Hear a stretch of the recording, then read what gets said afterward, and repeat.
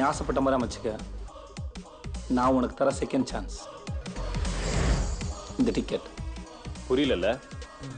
இனிமே நீ வாழ போற வாழ்க்கை பயணத்துக்கான டிக்கெட் இது.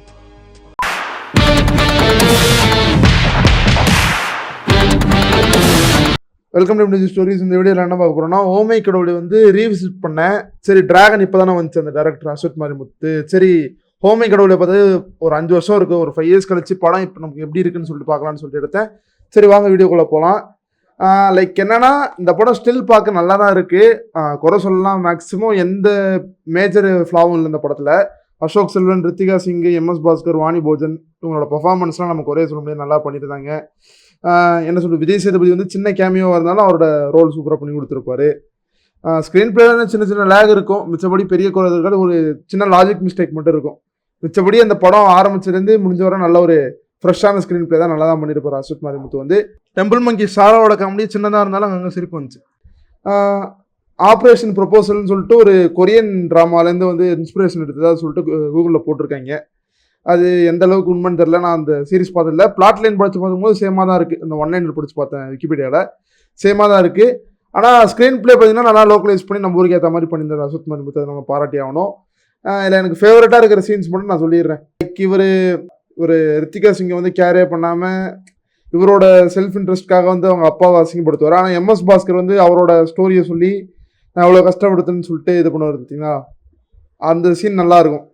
லைக் எம்எஸ் பாஸ்கர் வந்து டாய்லெட் கூட இல்லாமல் கஷ்டப்பட்டு ஒரு டாய்லெட் கம்பெனி ஆரம்பித்து எல்லாருக்கும் வேலை போட்டுக்கிட்டு இருப்பார். லைக் அதை வந்து ரொம்ப அசிங்கப்படுத்தி பேசினதை நினச்சி ஃபீல் பண்ணுவார். அந்த சீன் வந்து அசோக் செல்வன் சூப்பராக நடிச்சிருப்பாரு. அப்புறம் வாணி போஜனோட கதை வந்து செலக்ட் ஆகாதுன்னு சொல்லிட்டு ஏடியா ஒர்க் பண்ணிட்டு இருப்பாங்க. அதே கதையை வந்து சொல்ல முடியாமல் இந்த மாதிரி அவங்களோட வாய்ப்பு தட்டி பறிக்குது, இந்த மாதிரி இவங்க வந்து இவங்களோட கெரியரை காலி பண்ணுறாங்க அப்படின்றத வந்து முன்னாடியே இந்த ஃபர்ஸ்ட் டைம் லைனில் பார்த்துட்டு வரா.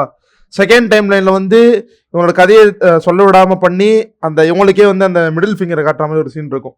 வாணி போஜன் வந்து நல்லா பண்ணியிருப்பாங்க அந்த சீனை.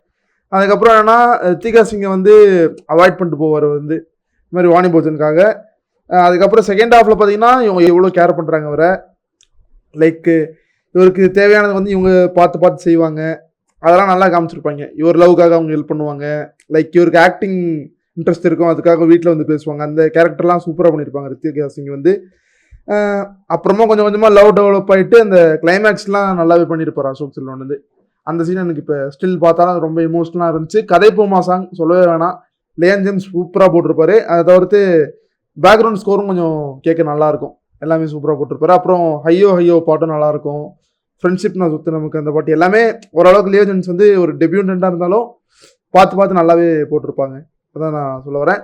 லாஜிக் லூப் போல நான் எதை பார்க்குறேன்னா, லைக் விஜய் சேதுபதி வந்து ஒரு காடாக இருப்பார். அவருக்கு வந்து அசோக் செல்வன் லைஃப்பில் என்ன நடந்துச்சுன்னு சொல்லிட்டு எல்லாமே தெரியும். பட் இருந்தாலும் ஃப்ரெஷ்ஷாக உட்காந்து கேட்டுட்டு இருப்பாரு. நமக்கு புரியணுன்றது எனக்கு புரியுது, ஆனால் அந்த கேரக்டருக்கு தெரியணும்னு அவசியம் இல்லைல்ல. அது வந்து நமக்கு ஷார்ட் ஃபார்மாக காமிச்சிருப்பிருக்கலாம். ஆனால் நமக்கு இதை மாதிரி புரிகிற மாதிரி வச்சுருந்தா மட்டும் போகிறோம். எதுக்கு இந்த விஜய் சேதுபதி கேரக்டர் வந்து திரும்பி அதை கேட்டு ரியாக்ட் பண்ணுற மாதிரி வச்சாங்கன்னு ஒன்றும் புரியல. அப்புறம் ரெண்டாவது கொஞ்சம் ட்ரிங்க்ஸ் வந்து நார்மலைஸ் பண்ண மாதிரி இருந்துச்சு. ஏன்னா நிறைய இடத்துல வந்து ஸ்டார்டிங்கில் மிடில் அப்புறம் ப்ரீ கிளைமேக்ஸ் அப்போலாம் கொஞ்சம் தண்ணி அடிச்சுக்கிட்டு இருப்பாங்க. தண்ணி அடிக்கிறது வந்து ஆண் பண்ணாலும் தப்பு, பெண் பண்ணாலும் தப்பு, அதெல்லாம் உறுதியாக இருக்கேன். அது கொஞ்சம் நார்மலைஸ் பண்ண மாதிரி இருந்துச்சு. மிச்ச படத்தில் பார்த்தீங்கன்னா எந்த ஒரு குறையும் நான் தான் சொல்ல மாட்டேன். இப்போ ரீவிசிட் பண்ணதில் படம் நல்லா தான் இருக்குது. நீங்கள் செக் பண்ணி பார்க்குறேன்னா பாருங்கள். படம் வந்து இப்போ ZEE5 இருக்குன்னு நினைக்கிறேன், செக் பண்ணி பாருங்கள்.